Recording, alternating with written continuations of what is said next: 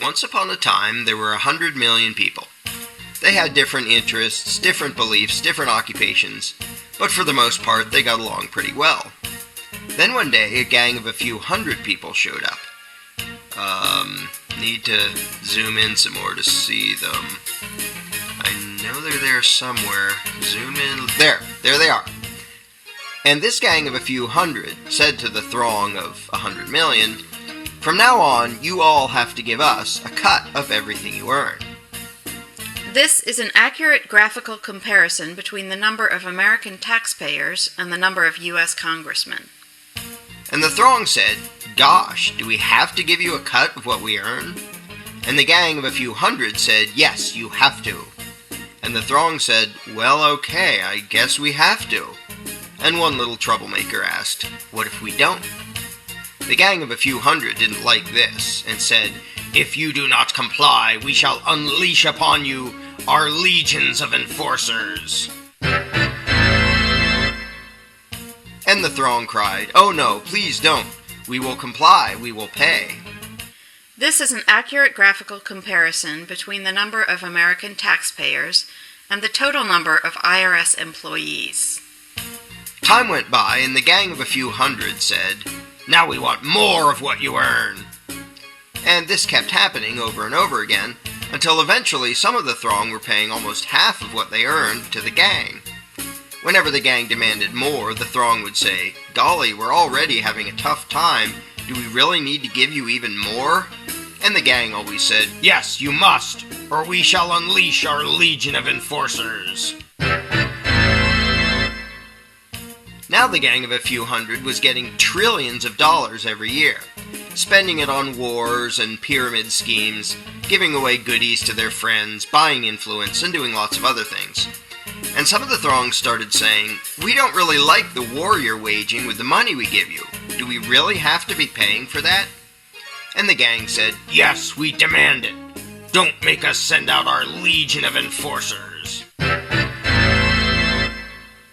And some of the throng said, "You're taking our money and giving it to huge corporations and giant banks, and some people who just don't want to work. A lot of these things we don't like."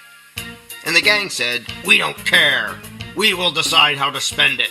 You just do as you're told, or else." And the throng said, "Okay, I guess we have to." But eventually the throng got so fed up, so angry, that they took a drastic step. One day they said to the gang, "We don't like what you're doing. We want a new gang."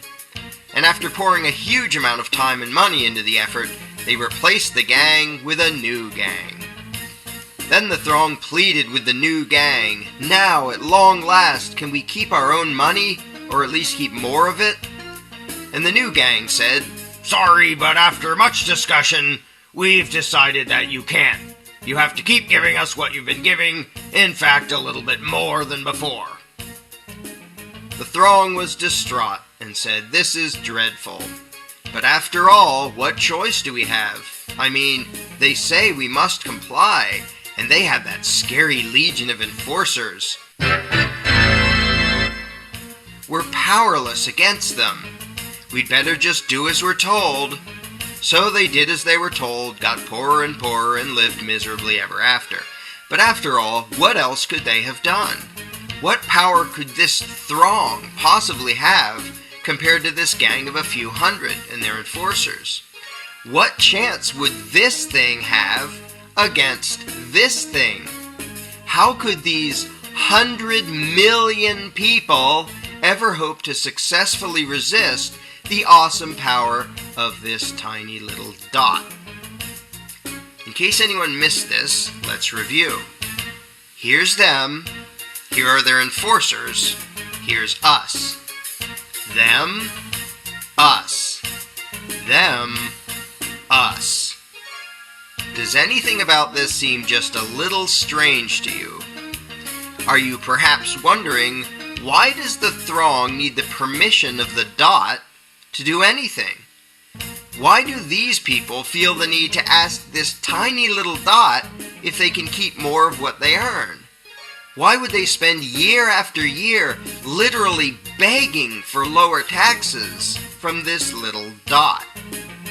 Is this dot just really darn intimidating? Is it very persuasive in its reasoning? To be blunt, why would this throng give a rodent's backside what this tiny little dot wanted?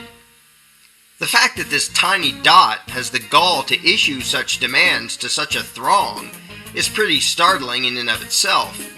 But what is far more amazing is that the throng obeys this minuscule little parasitic gang of control freaks. What could possibly explain this? Let's ask the dot. This is how it works. When we, the dot, take your money and spend it on things you don't like, we're representing you. In fact, though you're not allowed to actually keep your own money, you're allowed to decide which little dot will steal half of what you earn. So that really means that you're in charge and that you're agreeing to give us your money. In fact, we, the dot, are serving you when we take your money and spend it on things you don't like. And so you should thank us and treat us with great respect and honor for having robbed you on your behalf for your own good in order to serve you by doing things you don't want us to do. So there you have it. I hope that cleared everything up for you. If you're not entirely satisfied with the dot's explanation of things, you really should read the book The Most Dangerous Superstition, available now at Amazon.com.